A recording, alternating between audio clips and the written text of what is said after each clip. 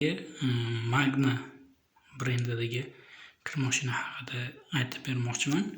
Bu kir mashinani Uzun marketdan sotib oldim. Aksiya bo'yicha.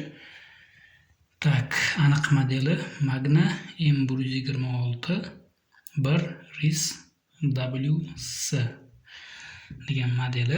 6 kilolik invertor motor, BLDC invertor, parovoy stirkalari bor. Keyin bu yerda mana 14 ta rejimi bor.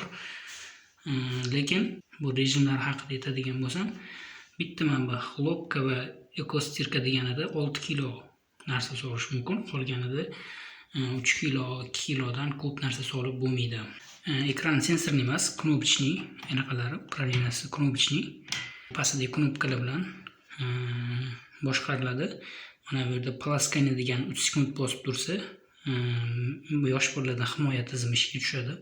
Energiya effektivligi A++, 3 ta plus anaqasida. Juda ham tok tejiydigan, yiliga 150 kilovat sarflaydi. Bu kir mashina Xitoyning brendi bo'lib, kir yuvishi yaxshi. Keyin bitta minus tarafi buni 200 voltdan past tokda ishlamaydi. 200 voltdan past tokda ishlamaydi. Keyin mana bu parashok soladigan joylarida, endi gel solsangiz, gelda yaxshi yuvadi. Parashok solsangiz, ozgina parashok qolib ketish ehtimoli bor ekan. Mana bu atseklarda. Bu yoq birinchi anaqa kirlarni chayish uchun, bu ikkinchi asosiy yuvish uchun bu yoqdan konditsioner gelda solinadi.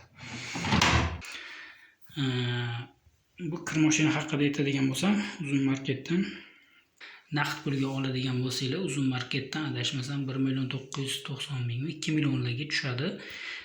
Bozorda 2 millionga bunaqa yaxshi kir mashina topish qiyin. Yoki mana bu ishligini beradi. Shu sababdan meni tanlovim mana shu Xitoyning Magna brendiga bo'ldi. Bu kir mashina ishlatayotganimga taxminan 1,5 oy bo'ldi. Ishlashi yaxshi. E3 degan xatolik chiqaradi. Bu E3 xatoligi, misol uchun, tok past bo'lsa, suv past bo'lsa yoki suv yo'q bo'lsa yoki kirlarni ko'proq solib qo'ysa, E3 xatolik chiqazar ekan bu kir mashina. Bu haqida ma'lumotlarni o'zini qo'llanmasida aytilmagan, ko'rsatilmagan shu xatolik kodlari nimani bildirishini. Shu sababli internet orqali o'rganib yoki o'sha foydalanish davomida o'zingiz bilib o'rganishga to'g'ri keladi. Tok past paytda E3 xatolik chiqarsa, tokdan olib qo'yib, rozetkadan sug'urib, keyin tok normal bo'lgan paytda yana rozetkaga qaytib ulasangiz, bu avtomatik to'xtagan joyidan ishlab ketadi.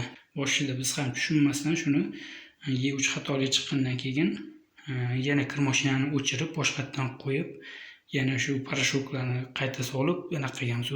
Unaqa qilish shart emas ekan, prosta tokdan uzib qo'yasiz.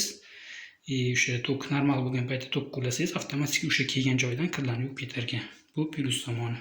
Ko'pchilik o'ylaydi, invertor motor bo'lsa, mana invertor motor bo'lsa, past tokda ham ishlaydi deb o'ylaydi.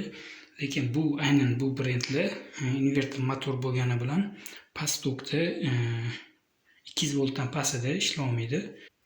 Xullas, sizlar bilan shu kir mashina haqida kichkina obzor. Endi hammada har xil vaziyat bo'ladi. Kimdir budjeti misol uchun cheklangan bo'ladi menga o'xshab, kimdir bo'lib to'lashga olmoqchi bo'ladi. Xullas, shunday vaziyatlarda mana shu brendlarni olgan ma'qul deb bilaman. Chem ishlatilgan bu ishni LG kir mashinalaridan ko'ra. Video yoqgan bo'lsa, like bosib, kanalimga obuna bo'lib qo'yinglar. O'z fikr mulohazalaringizni kommentariyada yozib qoldirishingiz mumkin.